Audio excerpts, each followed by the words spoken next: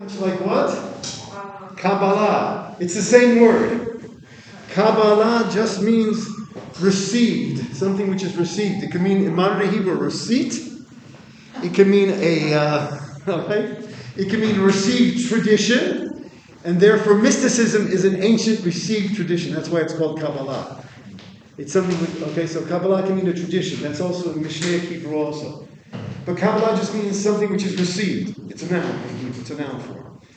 So Kabbalah Shabbat means receiving the Shabbat. In other words, welcoming the Shabbat.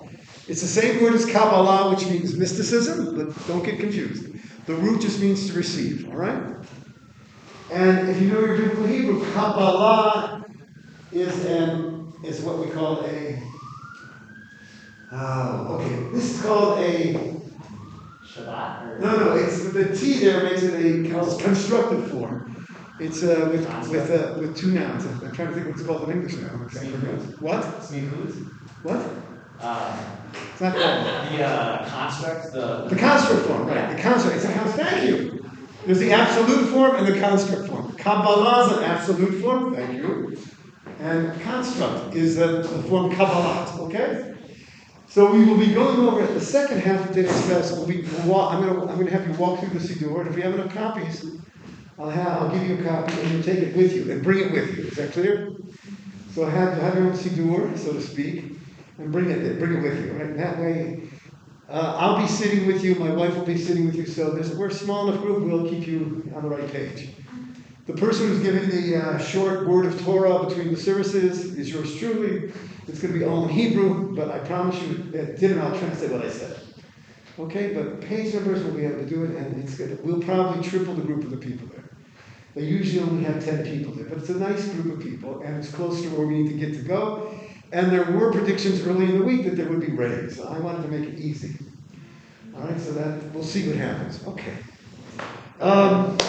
Jim. I was going to open it up to questions, so ask. Oh, cool. You knew exactly what I was going to do. So there needs to be a quorum of 10 adults, right, in order for the Torah scroll to be read. Right. If we showed up, would we count in that adult, or do you have to be like a bar bat mitzvah in order to?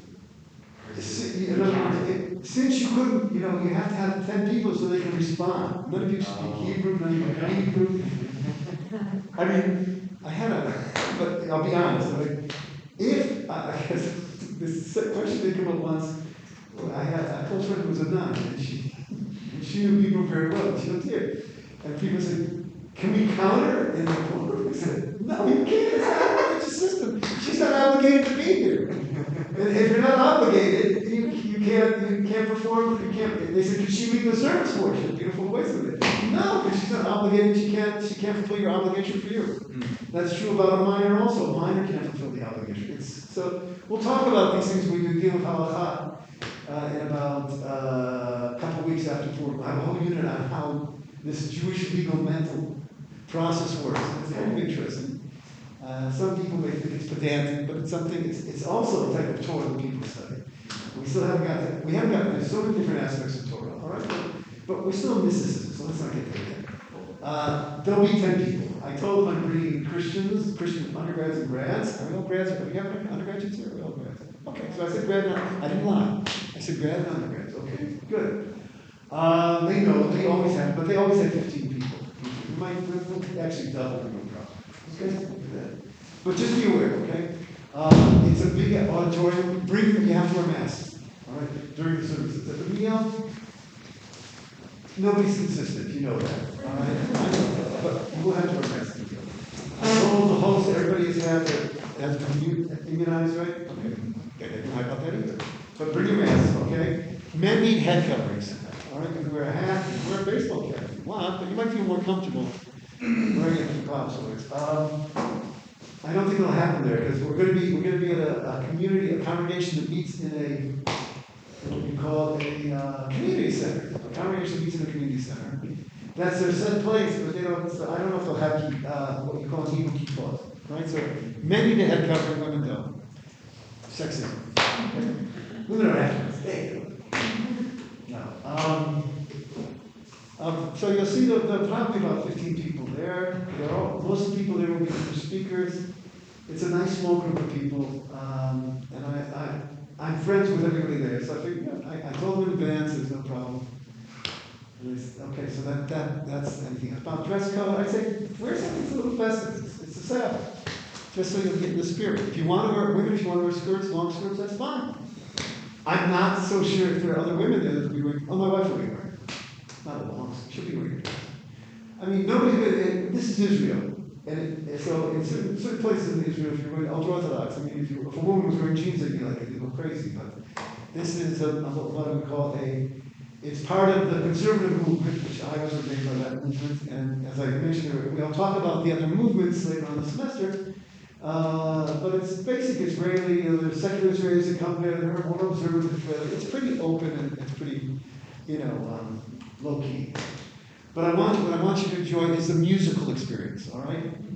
And you'll have some translation, and you'll look over the prayer book so you'll understand a little bit more about the liturgy.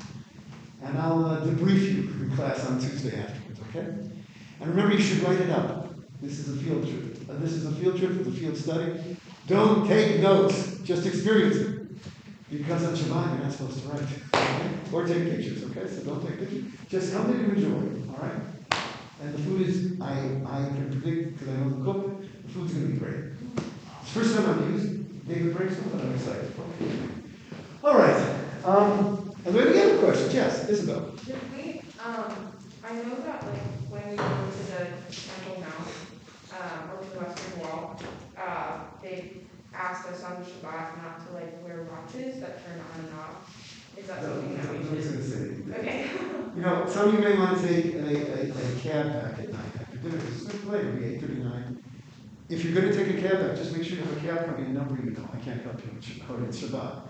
And you can bring your cell phones. Just don't, maybe put them on, vibration. All right? Nobody's going to, but there's no problem. But I don't expect you to, I have to. You don't. I'm not obligated. But I'll respect it. Say, don't take pictures. If you just keep your cell phone on off and keep it in your pocket. All right, but you may want that because it may be rainy. You may want to order a cab. All right, so I'm serious. There are companies that we use in the school, so make sure you have the phone numbers, just in case. Otherwise, it's an easy walk. It's a nice walk too. It's a little bit farther. Actually, it may be even closer than where the synagogue that we were at. That's a little farther. But it's a little far. But I'll be as a good host. I'm going to be walking part of the way. So I'll get you on there, Hebron, and if you want to walk, it'll be a nice walk. But I'd say it takes about 40 minutes to get back. But it's up to you. Okay? Other questions? I have a question. Yeah. Can you spell the name of our host? David Breakstone. It has last name. It's actually spelled the way it sounds. Break. B-R-E-A-K-S-T-O-N-E. B-R-A. Break your stick, break your bones, God forbid. B-R-E-A-K. Oh, I'm sorry, I'm a little tired. B-R-E-A-K, Breakstone, one last name. Breakstone. Yes, that's his last name, Breakstone, Stone, S-T-O-N-E. His wife's name is Gabriella, it's their house that we're going to be at. I haven't been in, I don't know how it's set up, but I know he has educational seminars there, because David is, well, we've been, I told you he was kind of, he was high up in the, what we call the Jewish Zionist organizational bureaucracy, around the hierarchy. He's an educator, and he does educational seminars in his house. And he told me that they normally have, the maximum you can have there is 36 people. So they must have a big hall in their house. I haven't been in. Right? I've known David for a long time. I haven't been in the house. I like him a lot. His wife is a lovely person also. She's from, I think, Chile originally. He's originally from the United States. So you can speak Spanish or Hebrew or English. Okay. Any other questions about class like last time we met, baby? Everything was clear then, okay? Wow, you were amazing. Thank you very much, Laura. Okay. I should have applauded. She deserved it. I'm impressed. Okay. Any other questions? Clarifications about mysticism, the Amidah? You know everything about mysticism. Oh, great. Okay. Just don't confuse Kabbalat Shabbat with Kabbalah.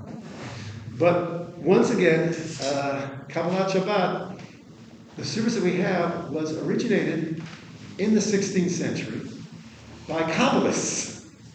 Once again, the word Kabbalah just means a receiving, a welcoming. It means a receipt even. So Kabbalah Shabbat means a welcoming. Shabbat, Kabbalah means a received tradition, which is esoteric, which is a mystical tradition, which began really in the 13th century. Though there were earlier mystical schools, even going back to the Second Temple. If not to the First Temple period, when we talk about maybe the sons of the prophets, all right? So mysticism is a long, broad topic in Judaism. We're only really looking at, and I'll be honest, Heschel's article is general and very poetic, but in some ways it reflects more the Kabbalah and not all the schools of mysticism, which are very different, all right? That's all right, but that'll help us understand Kabbalah Shabbat. Okay, I have a gift for you. I have a lot of gifts for you today. What did I do with it now? Oh, no! Just to show you that not all Professor Heschel's writings are incomprehensible or a little bit too flowery to understand. What I have here is a selection about Jewish prayer, and it has to do with the Amidah. All right, we've got plenty of copies. So please take one, and the extras please give to me. Someone will take for Macy. Somebody take a copy for Macy and get it to her. Who's going to volunteer to take it for Macy? One volunteer, nobody's volunteering for you? I added. Okay, thank you. I'm recording for her, so. Okay, thank you. Okay. The text that I have is from Heschel, and I'm not going to read it. One of you is going to read it out loud. It's a good English. Heschel came to the United States at a very early age. Okay, I'll try and stay in front of you. No, not at all. Okay. Your voice carries, so she. Yes, okay. Abraham Joshua Heschel came to the United States at escaping Nazi Germany. English was not his native language, but he was one of those amazing people that at a late age learns another language, and he becomes a master of prose. I kind of like him to the theological Joseph Conrad. Do you know anything about Joseph Conrad? Whose English is, he came from Poland to England at a very, I think it was at least in his 20s or 30s, and he becomes a master of the language in literature. All right? That doesn't happen with everybody. So Heschel has a beautiful English prose. And here he's talking about polarity. If you know a little bit of physics, polarity means if things are, there are things that if they're both positive, what happens? They rebel. Okay, so you need, but he's talking about polarity when he's using that terminology of magnetism, but he's talking about things that are in a good tension. They're opposites, but you need the opposites for things to work. All right, so you need a positive and a negative, and then it flows. And he talks about these polarities in life. That's part of it's one of the philosophical principles he uses in a lot of his writings. And he talks about it in Judaism here. And the polarity of prayer. Let's see what polarity of prayer is. I need a reader. Katie. This Katie. There is a specific difficulty of Jewish prayer. There are laws, how to pray, when to pray, what to pray. There are fixed times, fixed ways, fixed texts. On the other hand, prayer is worship of the heart, the outpouring of the soul, a matter of kavanah, inner devotion. Thus, Jewish prayer is guided by two opposite principles: order and outburst, regularity and spontaneity, uniformity and individuality, law and freedom. Those are all polarities, they're opposites, he's saying aspects of the same thing. He's a master of prose, right? In Hebrew, you call let's say, order, regularity, uniformity, law, okay? The word for that in Hebrew is kavah. And the word for the inner devotion is kavanah. Might as well, all right? Keva and kavanah, which is nice. They both start with a K in English. They don't look that very similar in Hebrew. But I want you to know, when Heschel would teach, he taught it keva and kavanah. It's a polarity. Keva is the set prayers. Everything is set in Jewish prayers we've seen, right? As Heschel said in that opening sentence. But what about the kavanah, the inner devotion? The spontaneity. All right? Okay. Sorry to stop you. A duty and a prerogative, empathy and self-expression, insight and sensitivity, creed and faith, the word and that which is beyond words. That is so Heschel. And here his poetry works. You might have gotten a little bit You might have lost him a little bit in the article on Kabbalah, but here, this is actually his best, his prose. And he's a great representative of traditional Judaism. Okay, keep going. These principles are the two poles about which Jewish prayer revolves. Since each of the two moves in the opposite direction, equilibrium can only be maintained if both are of equal force.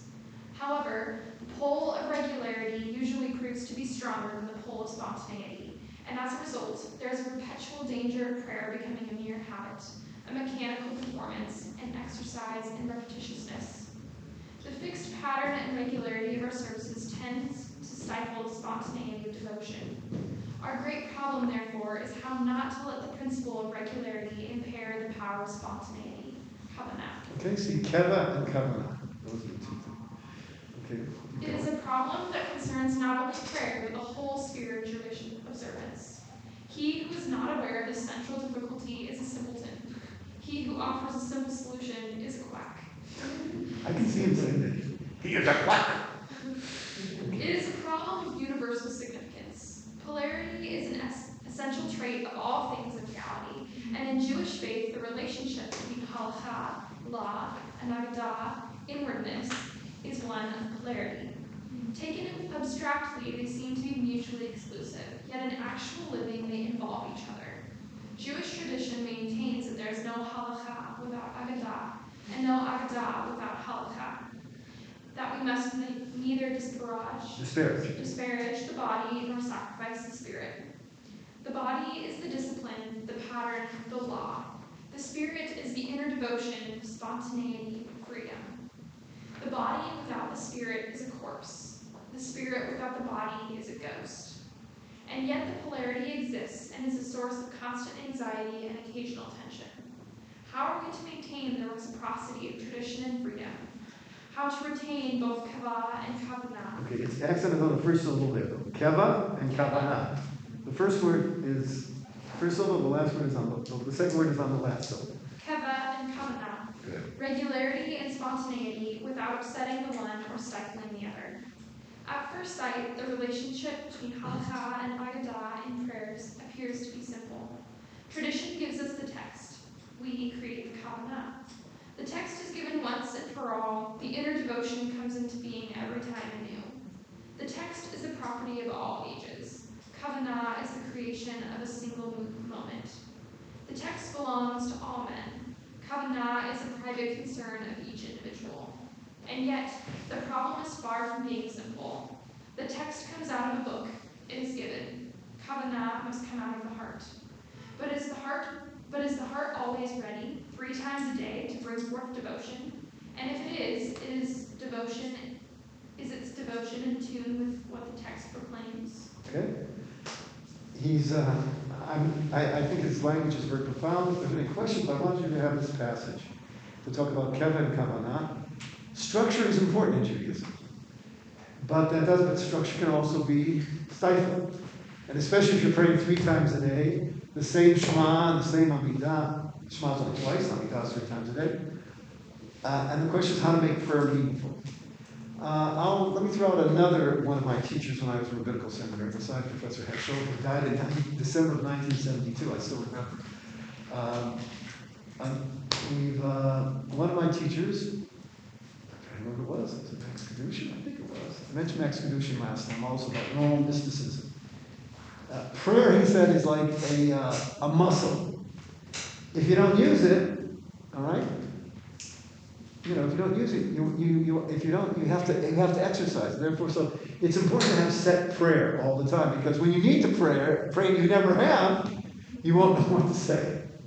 That's one way of looking also. I admit I say the same prayer, the same Amidah 3 times a day. And sometimes they'll be more meaningful than others, but it gives me a structure to express everything within those 18 or 19 blessings that we saw last time. I want to show you that. All right, so Judaism doesn't negate spontaneity, but it's very much into structure. Okay. The other thing that we mentioned, I want you to, if you have your computers in front of you, okay, because you have to get the source book. All right, if you don't have it, I didn't bring mine today. I brought the hard copy, right? We saw that the Amidah there are the 13, every Amidah has the first three and the last brachot, the same ones. But the middle, on a normal weekday, which isn't a Sabbath, right? So Sunday through Friday afternoon, the Amidah has those 13 middle blessings, brachot, which are what? Petitional, asking God, in the first person, plural, remember? And it followed that pattern of, do this, God, because this is what you do, God, bless you, God who does this, all right? But on Shabbat, you don't have to ask for things. I mean, it's a day of rest. And there's an assumption that God gives, all right? And the only thing we ask God for on a Shabbat, in the Amidah, is we ask for a true day of Shabbat, of rest. So if you open up the source book pages to 163, I want you to see the middle bracha on Shabbat. The one bracha that replaces the 13. So the Amidah is shorter on Shabbat. Now this is easy to remember. This is the trick question. How many blessings, brachot, do you have in a Shabbat Amidah? Think quick. 7. That's easy to remember. This is the 7th day. It's a Sabbath, all right? So just realize that there's only 7 brachot in a Shabbat Amidah. All right? Does everybody have page 163? Okay. Maddie have it? Okay. We'll wait for Maddie to find it, and then we'll move. There's no pressure. I just want to share the wealth.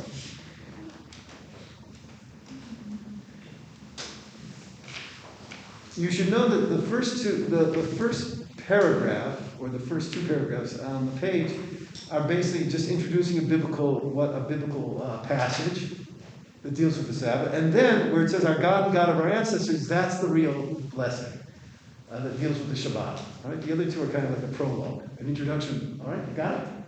Okay, read it, please. I do not have it. The middle, what? Oh, sorry, I thought you No. read the whole class. No. You're good. No, Rabbi, actually, I don't have it. Oh, Sorry. you don't have it? Okay, No. well, page 162, do you have it, Glenn? Yes, I do, I have it. Okay, slowly.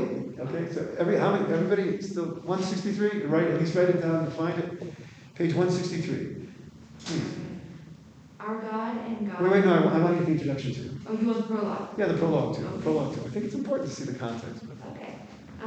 You sanctified the 7th day for your glory, consummation of creating the heavens and the earth, blessing it above all other days, sanctifying it above all other times.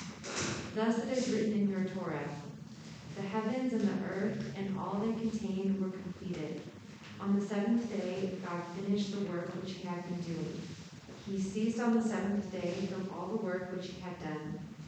Then God blessed the 7th day and called it holy, because on it he ceased from all his work of creation. Now I would have put in parentheses what biblical passage that is. People know where that's from? The heavens and the earth? That's at the end of creation, right? It's it's the beginning of chapter 2 of Genesis, right? All right. I actually never did this translation. It seems so strange. It was the translation in the 1970s. I'm not so sure anymore. We'll talk about translations also. It sounds too highfalutin for me. Okay, now we get to the blessing. Okay, go for it, Greg. Our God and God of our ancestors, accept our Shabbat offering of rest.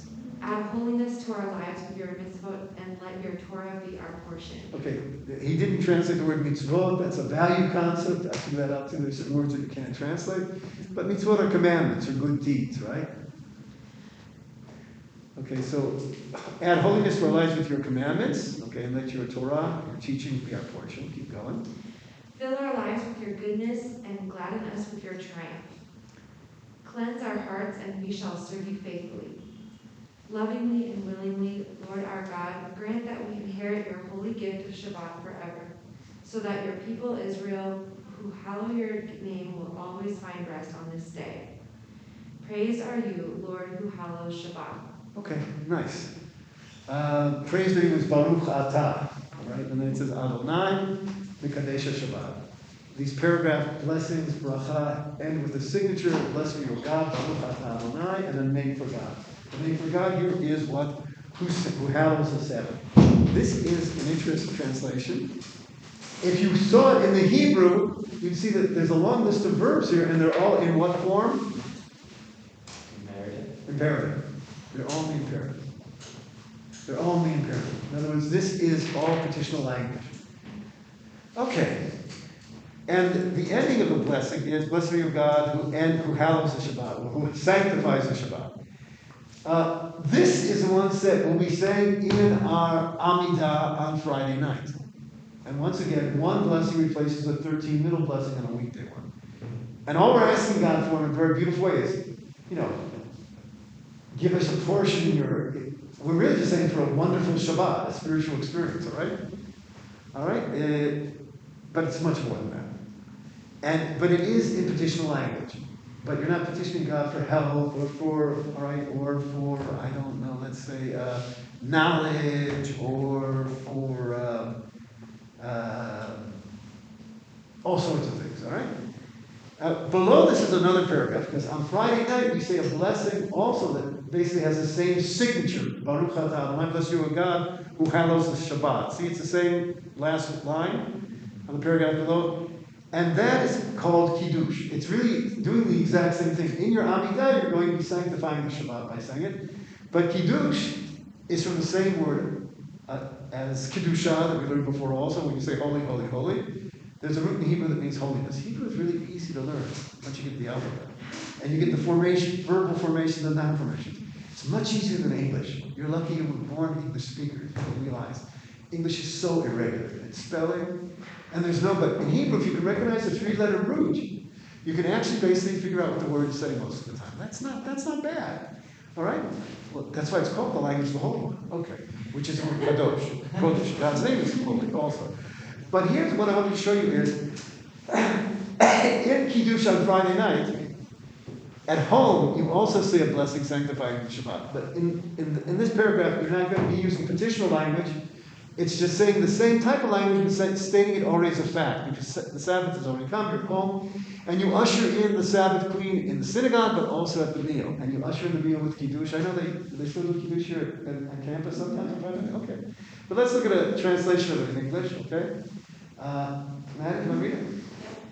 Praise are you, Lord our God, King of the universe, who creates fruit of the vine. Now, normally after you said that blessing, you drink the wine immediately.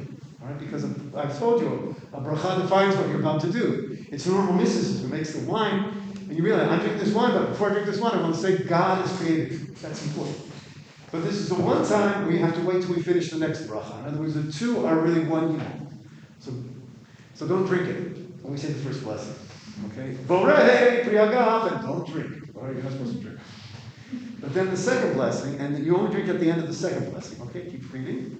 Praise are you, Lord our God, King of the universe, whose mitzvot add holiness to our lives, cherishing us through the gift of his holy Shabbat, granted lovingly, gladly, a reminder of creation.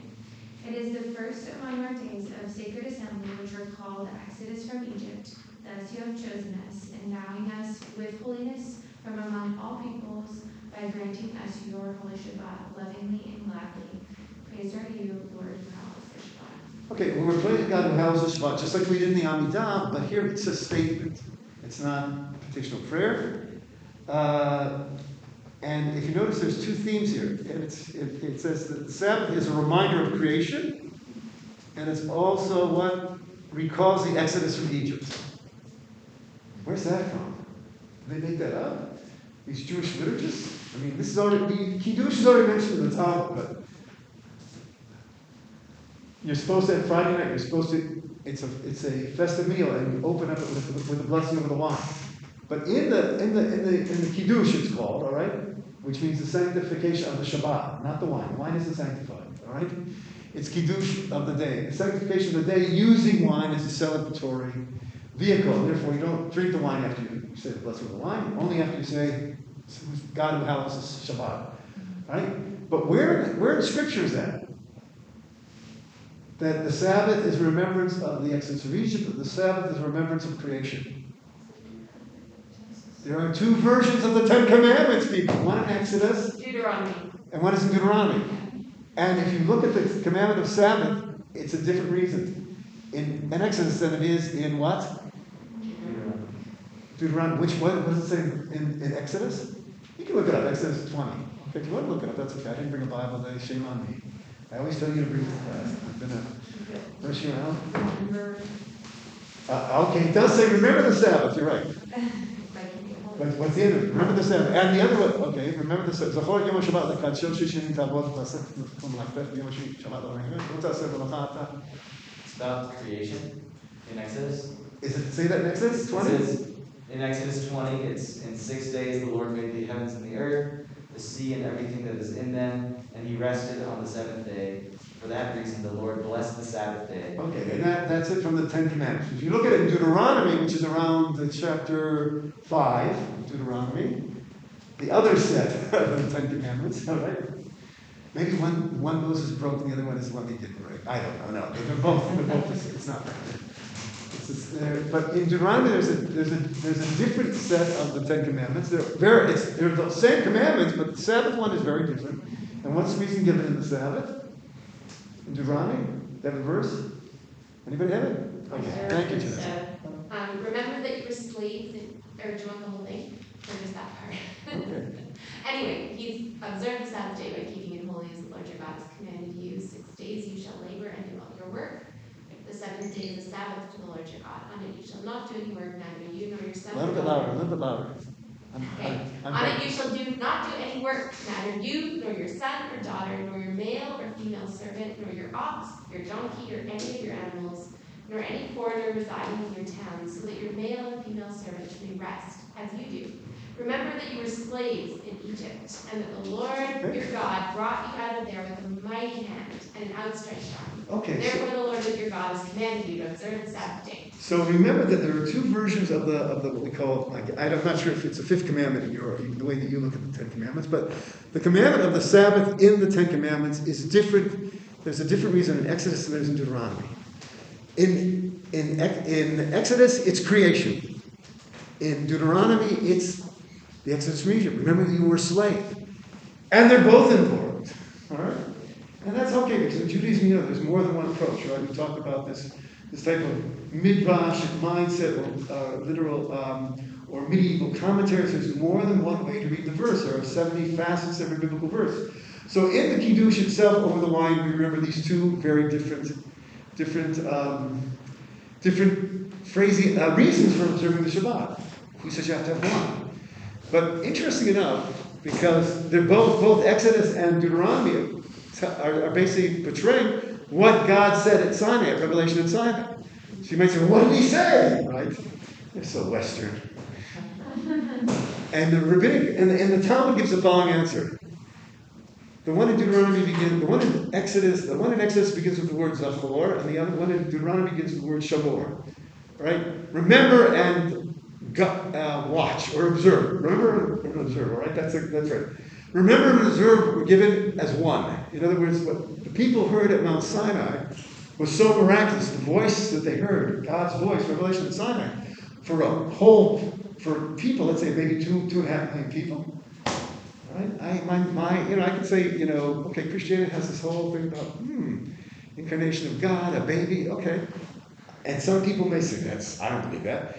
But I'll be honest about Judaism. 2.5 million people heard God speak at Mount Sinai. That's a little outrageous too. Okay, so I'm not saying they're mythology, but I'm just showing you that this is the ultimate statement in Judaism. All right, that if you say there were 600,000 men of military age when they left Egypt, double that, add for children, you've got a lot of people. All right? And the Talmud says they were said in one word. In other words, you could hear two things at once because it was the voice of God. All right? And we'll see that's a theme also when we talk about the liturgy. That's already in the Talmud. All right? But it's also that motif is going to be found also. Remember and observe was given in one voice. That will be also used in the liturgy for Kabbalat Shabbat that we'll be talking about. Because the mystics came up with a new service, but they had to base it on something that existed before them.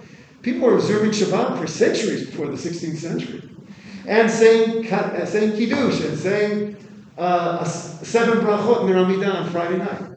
Right? So I just want to show you but those are the basic ideas. Okay. Everything clear? Okay.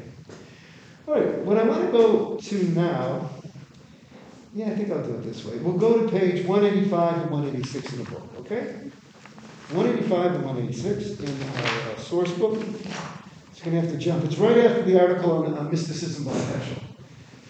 And I want to talk about these people in a city called Safed or Tzfat in Hebrew. There is a tradition in the Middle Ages that there are 4 holy cities of the land of Israel. They are Jerusalem, of course. Hebron. Okay, that makes sense. That's where the patriarchs and matriarchs are buried. The next 2, Tiberias.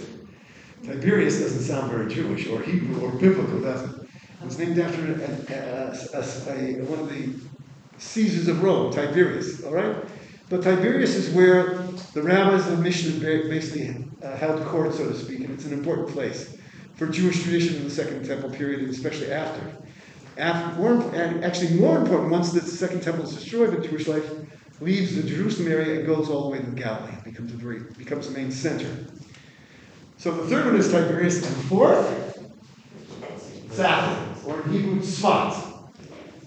All right, is the fourth holy city, and Tzfat isn't even on. Tzfat is mentioned in the sources, all right, in the Middle Ages, maybe okay, but it doesn't. It's not put on the Jewish map as a holy city until guess what? The 16th century. Everything happens in Tzfat in the 16th century.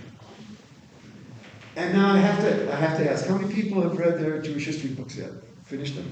Finished? Have any of you got to the 16th century yet? So I'm giving you previews of things to come.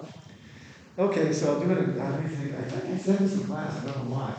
In 1492, Columbus and Spain kicked out every Jew.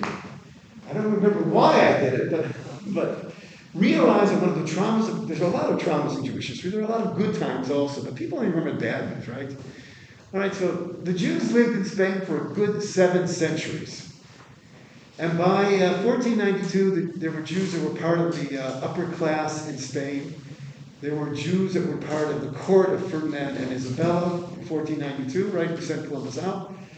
But there was something else going on, all right, in Western culture and Western civilization and Christianity called the Inquisition, all right? I'm not here my family tradition is we come from Spain, all right? That's a long time ago, all right? A long, long time ago. But I'm not here, I don't have a hold of a grudge, I'm not talking about that, but just a historical fact that many Jews did what? In 1492, the exact time where Columbus was going on his expedition to the New World, and some of it was financed by certain Jewish ministers in the court of Ferdinand and Isabella, the Inquisition with the not more than the okay, but the permission and the encouragement of the King and Queen of Spain they said, okay, the Jews, they can stay if they convert. If they don't, they have to leave. We're talking about a Spanish expulsion because at least 50%, and I think I mentioned this also, I don't know how the historians get to that statistic, but they say that 50% of Spanish Jewry left. And they weren't allowed, and they couldn't leave, they basically left without a shirt on their backs, right? People that were well established, that had been living there for 7 centuries, so they were there when there was a Roman Empire. And it helped build Spain. Jews were there when the Muslims were there also, and they were there when there was a Christian conquest also. And Jews have been part and parcel of Spain for centuries. And then they're told to leave. It is a trauma in Jewish history. And what I want to deal with you is talk to you about the exiles. Because where did they go? Some of them ended up it went farther. Some of them went to the land of Israel. Most of them went a little bit farther into Europe. Some of them eventually end up in Eastern Europe, all right? Some of them went to the New World, all right?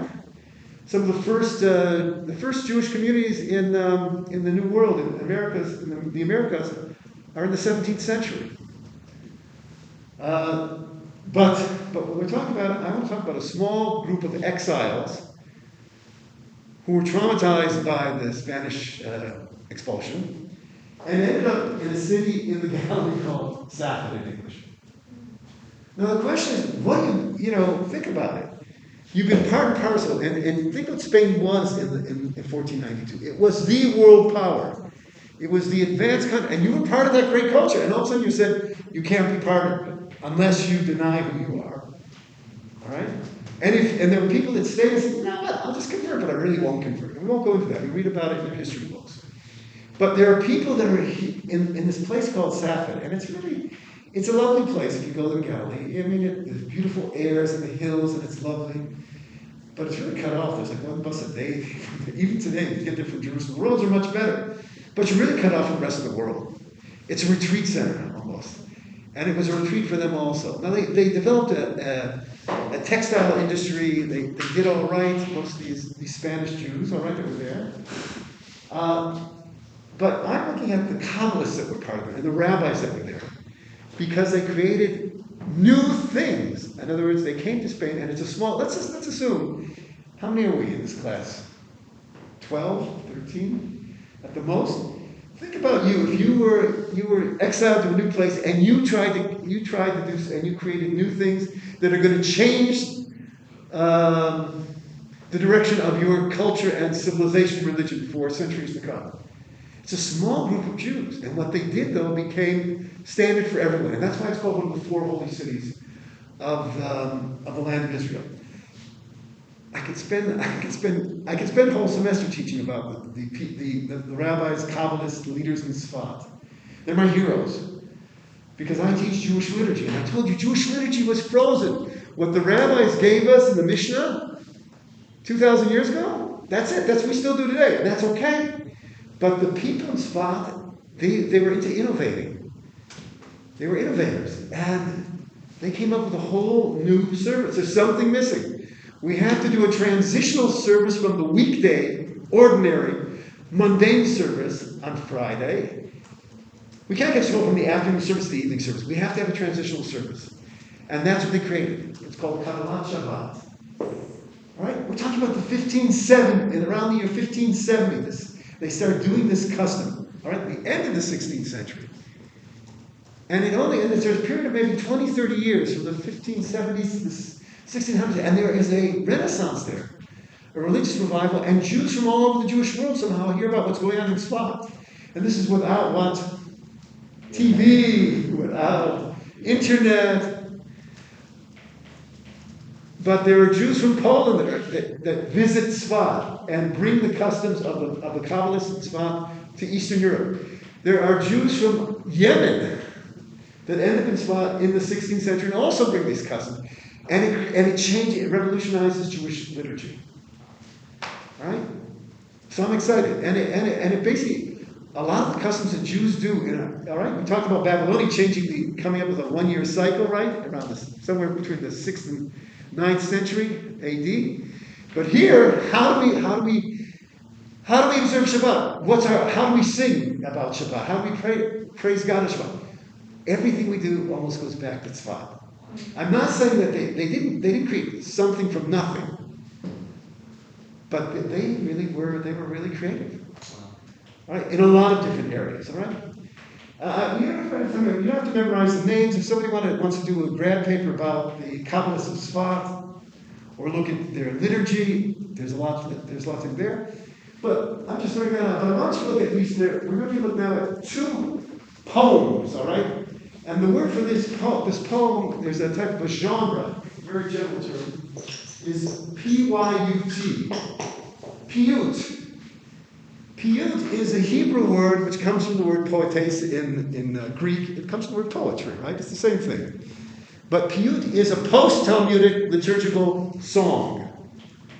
All right? In other words, Jews are still writing religious poetry, and a lot of it was sung in the synagogue and outside of the synagogue. Maybe, I guess, the equivalent of hymns that everybody knows, maybe in your church. All right? And then maybe you set it up. Maybe you think about now there are rock Christian radio stations. All right?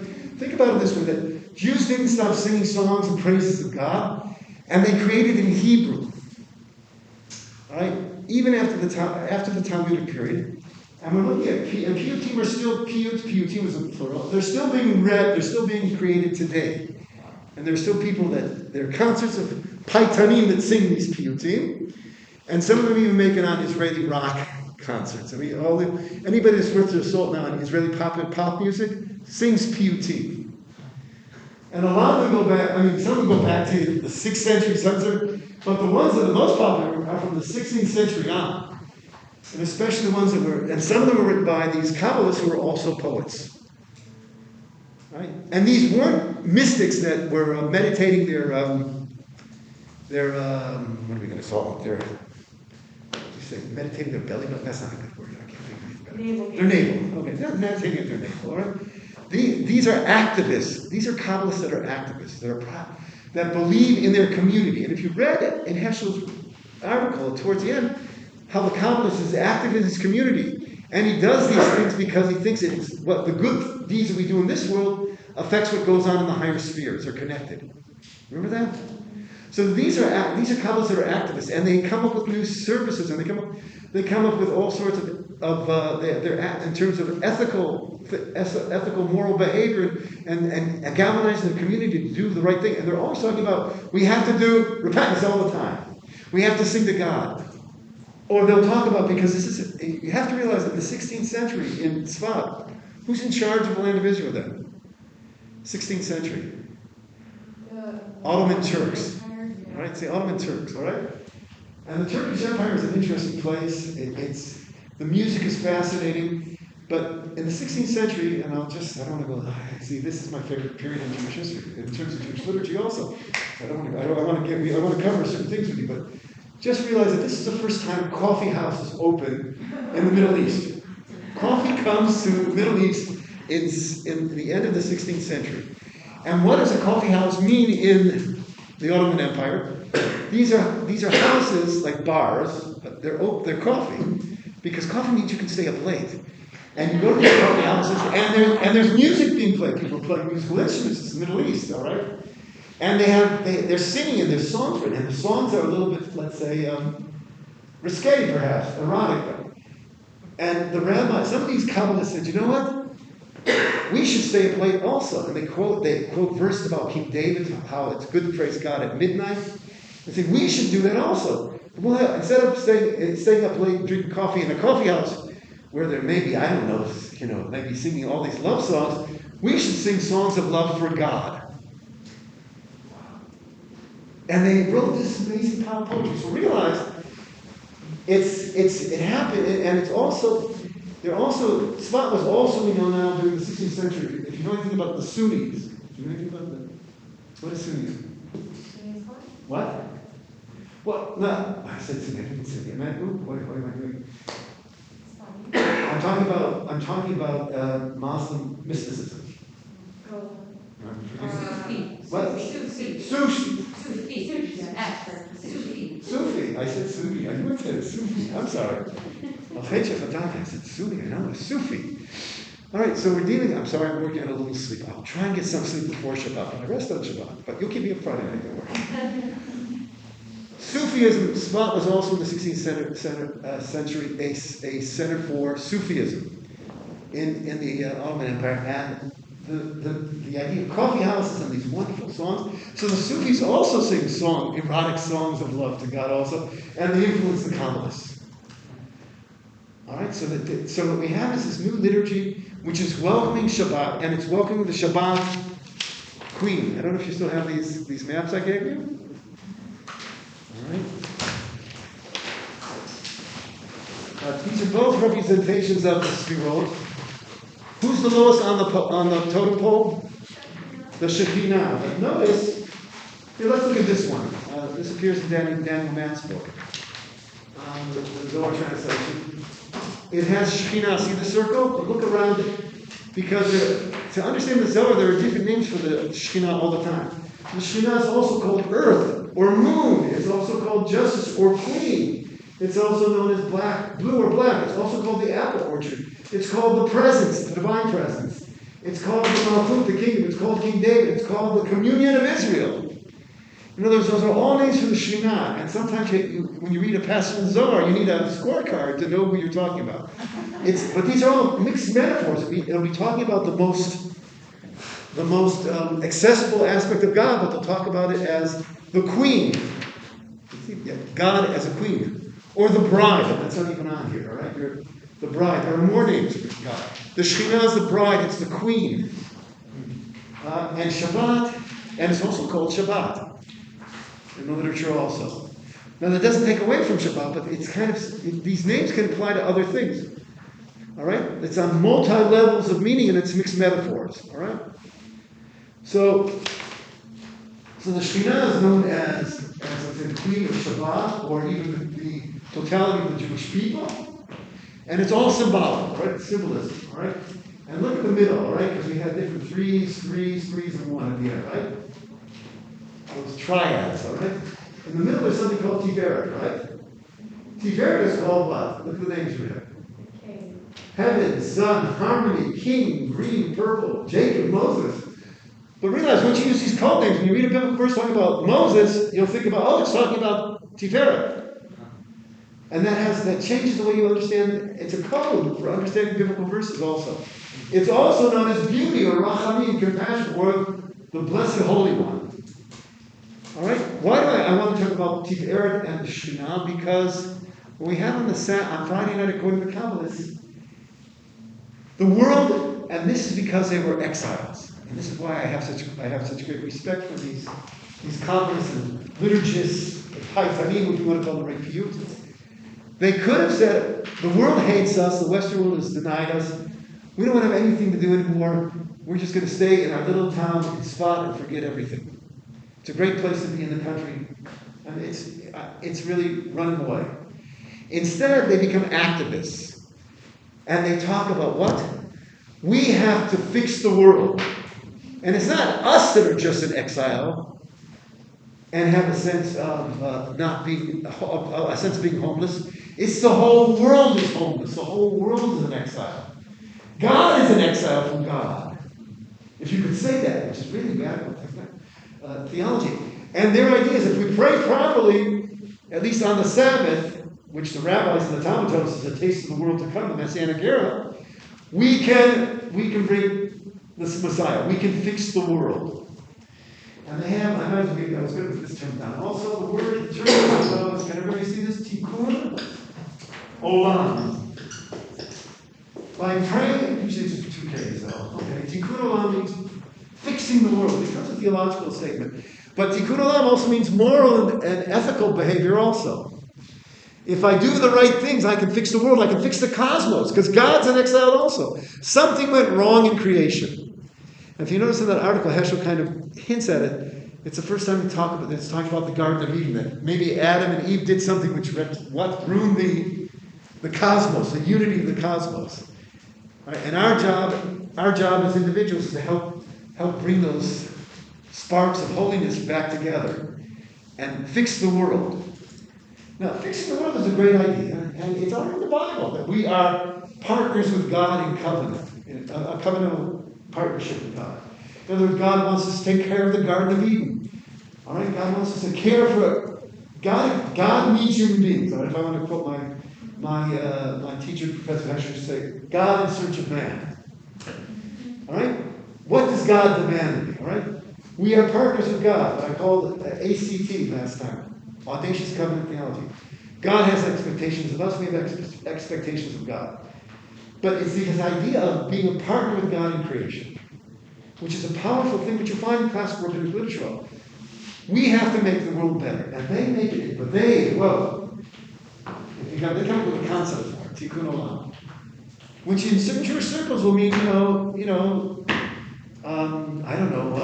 helping refugees from Syria, or some people would say it was marching with Martin Luther King Jr. during the Civil Rights Movement. But that was the term Tikkun Olam was used by Jews in the 60s, in the 70s, and 20s. It's talking about making the world a better world, and it can also talk about social reform to make things better for everyone. Okay, I wanted to point that out to you because I'm losing my train of thought. Let's see. I wanted to, but I really want to go. So we're talking about mystics in the 16th century. They could have turned their back on the world and said, I don't care about the rest of the world. But they developed a theology which says, it's not just, the world doesn't hate us. The whole world is in exile, and we have to fix the world. It's a positive, it's very positive, positivistic, let's say, theology. And it's everything they do goes back to that. And they're taking love songs and writing new types of love songs for God. All right, and the idea, we know that the early church and the rabbis of the Talmud read the Song of Songs, the song about what? God and the people, all right? It's not between two lovers. No. The young girl, the shepherdess, and the shepherd. No, it's not that. It's between God and Israel, God and the church. I mean, that's something that developed in the Second Temple, in early Christianity and Rabbinic Judaism. But they said, all right, but they're going in a different direction. A Song of Songs is a song of love, but you can read it as a song of love between, well, it can be God and Israel, because you can understand it on multiple levels. But how about a song of love between God and God? Because God is in exile also. God is on, and God has to get, so to speak, God's female, I mentioned this last time, and male aspect and female aspect have to come to union. And so the Friday night service, from the Kabbalistic point of view, the service they create, is celebrating a holy matrimony, a wedding ceremony between Shekhinah, the lowest what? The lowest emanation of God on this chart, Shekhinah, who is the bride, which should be on this chart also. I think we should add that. And Tiferet. Tiferet is considered the male aspect. He's the king, she's the queen. All right? And their marriage represents a union and unity and oneness in the universe. Instead of homelessness and exile, we have unity and union. And the metaphor is all very sexual. Right? I told you this is Kabbalist. Well, they're talking about marriage, and they're talking about a sexual union between Tiferet and the Shekhinah. Tiferet is representing all the upper sphere above also. It's pretty hefty stuff, and it also sounds pagan. I love Kabbalah. I brought paganism back to Judaism, but in an exceptional way. What it's talking about is really, as I said before, I spoke about what went on in the 60s in the United States in terms of a Jewish revival. This is what I would call metaphors. All right, I love the metaphoric language of the Zohar and Kabbalah. The love metaphor. It's powerful in the wedding. And there were even Jews that were anti-Zohar and anti this, they didn't like this idea. Even so, the liturgy that was written by these Kabbalists in the 16th century, even the rationalists, the Jewish rationalists amongst the rabbis couldn't get rid of it. It's so powerful. And the idea of love between God and Israel is there also. So you can say the same poem, say it's really God and Israel, or God and the individual with the soul. And you don't have to say it's God and God, because the Kabbalists believe you can understand on multiple levels. One of the things that comes out of the Kabbalists and influences all the Jewish world is new names for God, intimate names for God that become standard. And Friday night, though, especially in the Ashkenazic ritual, right, because that's one, okay, it's probably the only, though it's not in other ethnic groups of Jewish people, they use these intimate names for God at other periods, other times here also. But everybody uses the most intimate names for God on Friday night. It's a wedding. And there are two names for God that appear in Isaiah 5:1, and it's connected to Song of Songs. Right? And maybe you'll see, maybe it'll be clear you understand why the early rabbis of the Talmud and the early church fathers understood that what the Song of Songs is a song about love between God and God's people, and not just two young man and a young woman. All right? The major poem of this liturgy that we're going to be talking about, welcoming the Shabbat bride, is called Lecha Dodi. All right? Lecha Dodi is an expression which is found in Song of Songs. Come, my beloved. Let us go down to the villages, all right? And then we will go to the vineyards also. If you open up your Bibles, I'm paraphrasing. But Song of Songs 7:13. The word there is Dodi, my beloved. That's a male lover. The E means mine. And calling God, Lecha Dodi, come my beloved, talking about either an aspect of God or God in general, that's pretty powerful language. You know, when we talk about God, it's come my beloved. All right? And here we have Isaiah 5:1. And there's a famous parable there. At the beginning of the parable is, I will sing a song to my beloved. All right? My beloved, but it's a different word, had a vineyard. All right? In the Hebrew, in 5:1 of Isaiah, the word is Dodi, and it's also Yedidi. Yedid. Yedid. Yedid is another word for friend or lover in biblical Hebrew. All right? Or mate, we'll see. And we have two poetic pieces that are part of the Kabbalat Shabbat service you'll be experiencing on Friday night. And one song is L'cha Dodi, Come My Beloved. It's basically every phrase is taken from biblical passages, almost everything. There's nothing original. Every phrase was pieced together by a very, very talented poet, and it's all literary allusions, all right? So we're going to look at L'cha Dodi also in a second, but there's also, L'cha Dodi was written, of course, in the 16th century. But there was another poem that was written in the 16th century also, which most synagogues today in the Jewish world sing now before we begin the Kabbalat Shabbat service. It's almost the introduction. So if the transition service from the weekday mundane into the holy is Kabbalat Shabbat, before Kabbalat Shabbat now, people started singing a tune called Yedid Nefesh, all right? So I want to look at Yedid Nefesh first, but Yedid is the word means lover. It's one of the words for lover, as is Dodi in Isaiah 5:1. So Rabbi Moshe, did you say that Yedid is just another word for my beloved in Hebrew? Yedidi, I mean, it's like my beloved, my friend, all right? My friend, my lover. Yedid and Dod. Dod and Yedid, but if you put an E at the end, it means my. Both these words appear in Isaiah 5:1. Now, if you know Isaiah 5, it's a parable. So now we know who the lover is in Isaiah 5. The person called Yedid and Dod, or Dodi, in Isaiah 5:1 is God. That's clear from Isaiah 5. But the mystics pick it up and say, that's what we're going to use when we're talking about God on Friday night.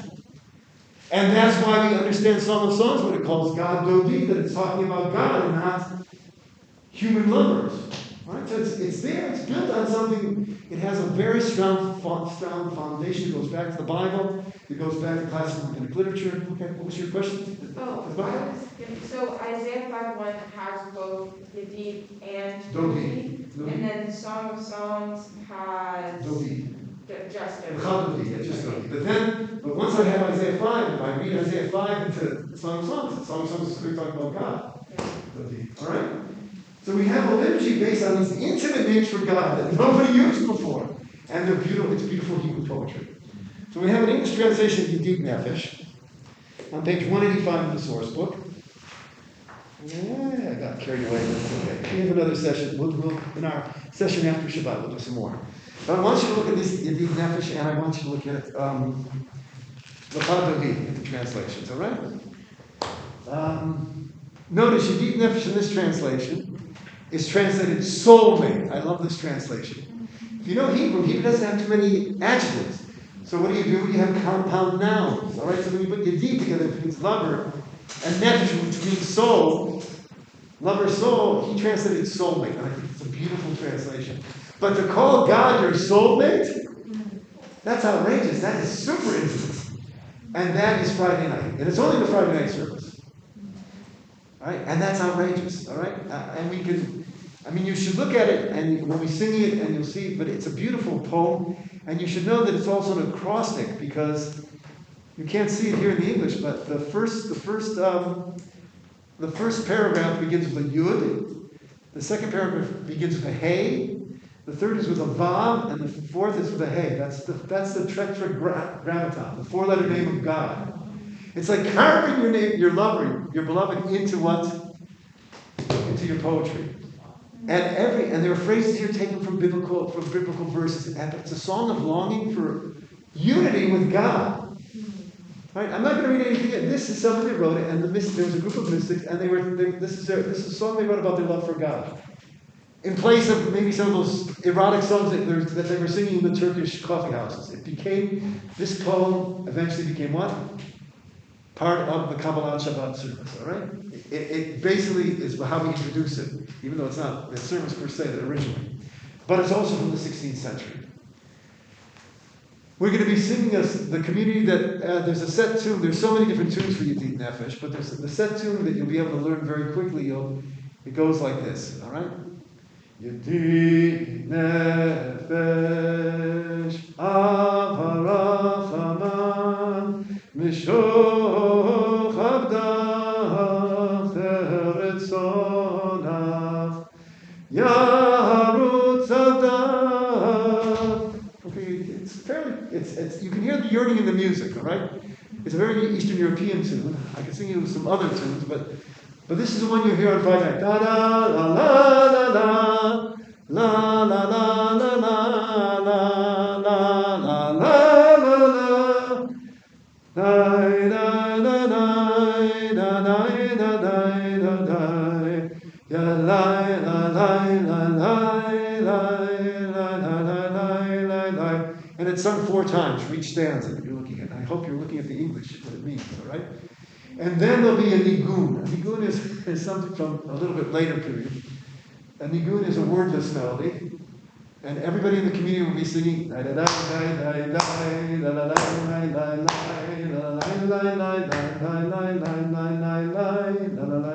la la. So you see that sets the mood, and then we begin the service proper for Kabbalat Shabbat. Okay? I'm going to try and do now. We don't have that much time, but yeah, I'm going to hand out Sigur. Sigur is a Hebrew word for prayer book. This is only the new ones. I got some old ones. All right, everybody, this is for you, but you have to bring it to the service. It's on the side of the cross, all right? More. All right, everybody's have. I've got plenty to go around. These are something from dancing. Okay. I'll take one.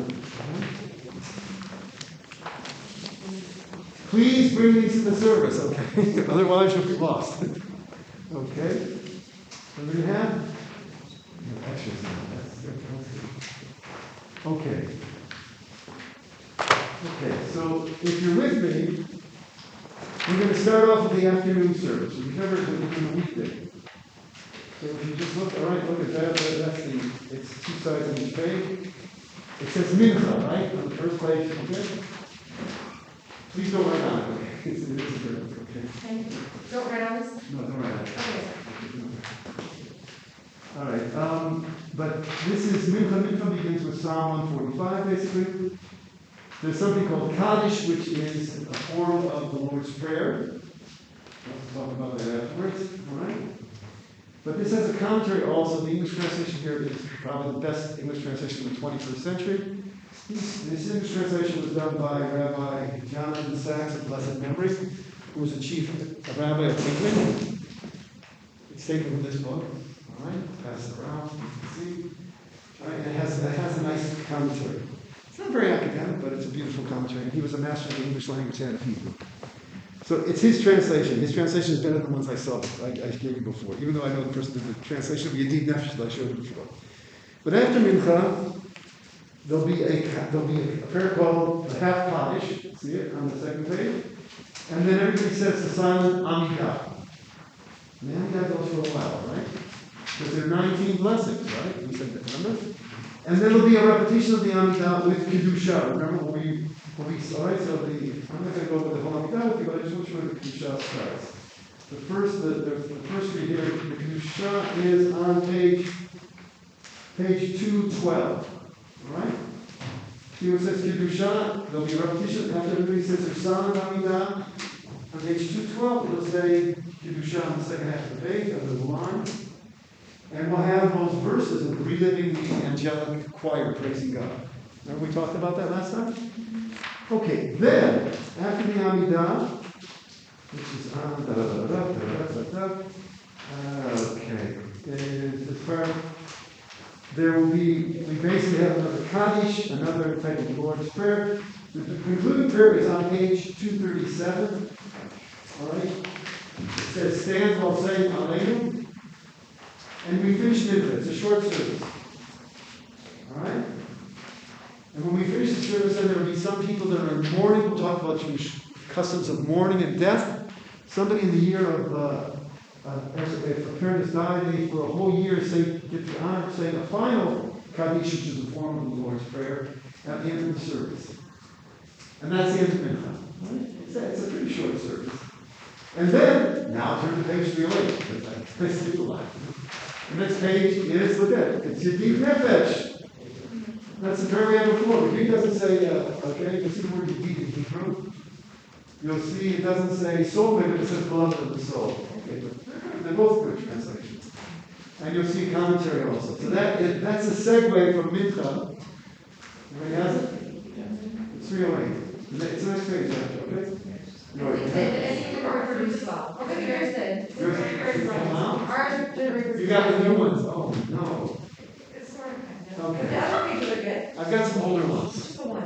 All right, is that the only page that didn't come out? I think so. After class, I still got 4 of these, so I've got 4, so maybe we could switch it, okay?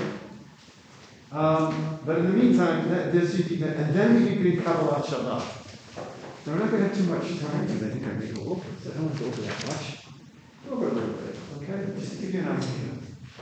And once again, these are songs of love. The theme here is what? Is talking about God in the feminine, and God is the bride, or Shabbat is the bride. All right, you can talk about Shabbat as the bride, and the bride can be also another name for the Shekhinah. Once again, multiple levels of meaning, mixed metaphors. But when we begin Kabbalat Shabbat with a certain Psalms, it's Psalm 95 through Psalm 90. I should have written it down, but I always forget. There's 6 Psalms before the Chag. All right, we saw in Yedid Nefesh is one of these Kabbalistic poems written in the 16th century. But the centerpiece of Kabbalat Shabbat is the Chag, but before them there are 6 Psalms. All right, so we'll skip through the Psalms. All right, you'll see them in Psalm 95 through Psalm 99. And then we end with the 6th Psalm that we do. The 6th Psalm, right before the Chag, is on page 316. And it's what? It's Psalm 29. According to Rabbinic Midrash, already in the Talmud, Psalm 29 is talking about revelation at Mount Sinai. The voice of God, God's name there appears 18 times, all right, in the Psalm.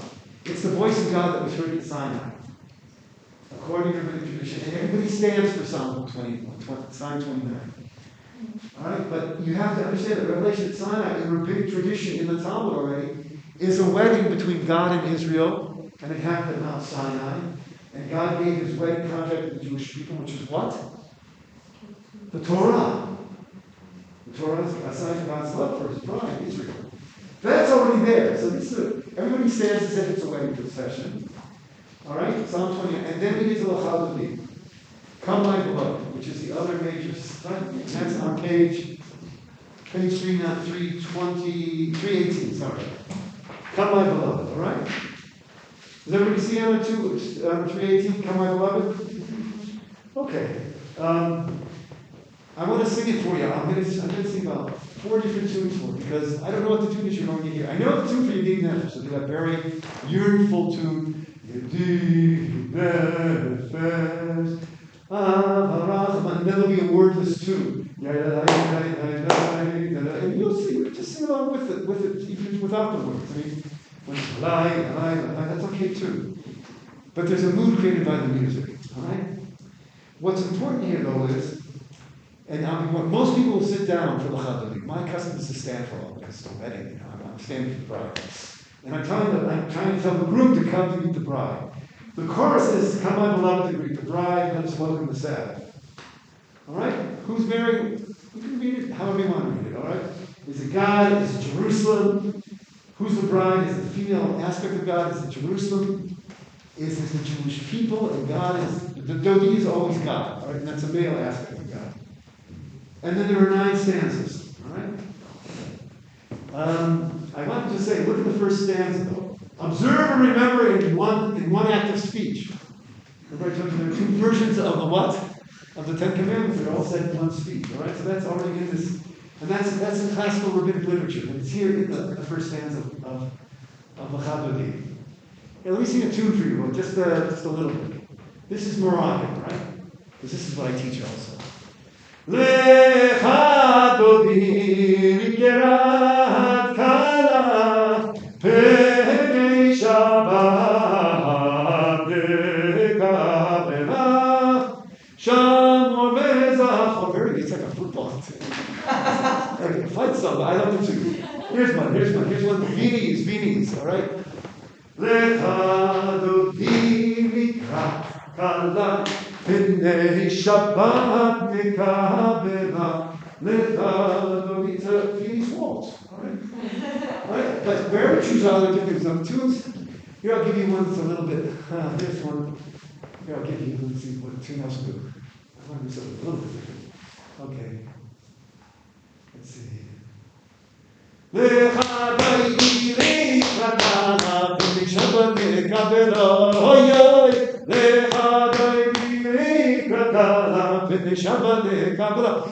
I love the tunes that make me want to dance, whether it's a waltz or something else, because it's a wedding.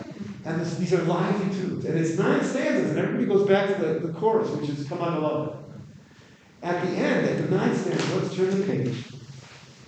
All right? I went blank out. I'm too want to teach you. Okay, get up here. The last stanza is Come in Peace, right on page 322. The last and final stanza. Come in peace, O crown of her husband. Come with joy and jubilation among the faithful of the treasured people. Enter, O bride, enter, O bride. Every phrase until this last line, enter, O bride, is biblical Hebrew. And it's a phrase from some book of the Bible. The only thing that's rabbinic is basically what? Come, O bride. Because we have, in the time when it talks about certain rabbis in the Galilee, they used to go out and greet the Sabbath, watch the sunset, and greet the Sabbath bride, and go, Boi kala, come, O bride. But somebody built a whole poem about it. All right? And I'm just giving you literary allusions in the first stanza, the first line, the last line, the 9th stanza. But you should know, I'm going to be standing throughout the whole prayer. Everybody else will be sitting, including my wife. Well, my son's going to be standing. In the Hasidic tradition which I grew up in, we all stand. All right? Some people sit. It's okay. But you don't have to stand. Okay? So I want you to know that. But when we get to the 9th stanza, everybody is going to stand up. And they're going to, and we're going to, we'll you know, and, all right, I'm trying to think of, okay. I wonder how they're going to set up the service. Normally, when you pray, you're supposed to pray facing what? Jerusalem. So what happens in a lot of synagogues, when they turn to greet the Sabbath Queen, they turn their back on the Ark of the Covenant, which we saw as the focal point of what? Of the service. And it doesn't make sense to turn your back on what? The Ark of the Covenant, right? Where the people of God and the Torah. But you basically, everybody stands up for the last thing. So you see they may turn around depending on how they set up the room, because it's a multi-purpose room. And then when you say, Come, O bride, everybody goes, Boi chala. Everybody bows to this invisible bride, the Sabbath bride. It's kind of strange. It's a beautiful custom. Everybody stands. The last stanza sings together and bows down to the bride. All right, so I want you to, I'll remind you, I'll tell you when to stand, I'll tell you when to sit. But it's a powerful system. The rest of this, and that's the end of the. Then we say one other psalm. We say 2 more psalms, which are the Psalm for the Sabbath day, and Psalm 92 and 93. And then we have Kaddish again, but the mourner's Kaddish. All right, people are mourning. And then there's the evening service. All right, take these home. Read through the service. Look at the commentary, the notes by Rabbi John Krizak in blessed memory. All right, the ones that have a bad copy, I think I have enough of these 2 minutes, okay? But I want you to experience it. All right, go and you'll love the music. I know the community. I don't know who's going to lead the service. I volunteered for the homily, so it'll be short. So we get to dinner on time. My wife will probably say I spoke too long. The person that normally does it speaks forever. So it'll work out. And it may rain, so keep it in a plastic, something to keep it dry. I'm hoping it's not going to rain. We'll see. I'm excited. We haven't done this in Jacob's City in about 2 years because of Corona. And this is the first time we're doing the dinner with Dr. David Grixon and his wife Gabrielle, which I think is special also. Okay, so your only other homework, I'm giving you enough, right? To go with the Siddur, is to have a Shabbat Shalom. And of course, I'm going to be part of your Shabbat Shalom. Okay, so the people that don't have the page.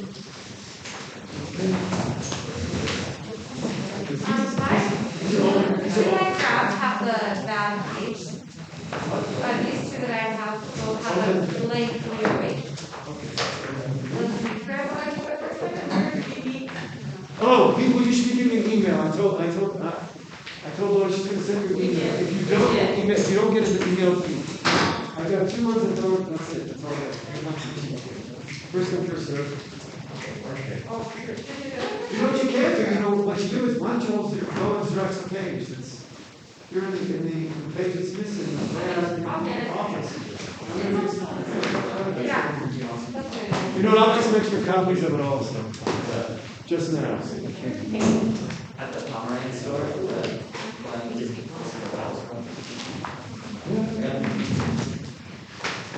Oh, wait, you know what? Wait. My mom gave me, explains everything. No, this is that. With a wax straw? Wow. Somebody is called natural. People, I want you to know, the Friday night dinner is also a home liturgy. We're going to do a lot of singing. We're going to teach you some songs. You may have to sing Hebrew and transliteration, but you'll do it. We're going to listen to musical music. If we wanted to go online and listen to all these different, like, tunes from Email me, different. Gwen, I'll give you a Okay. site. I'll give you a site that I associate with. Okay, great. I think we all like that.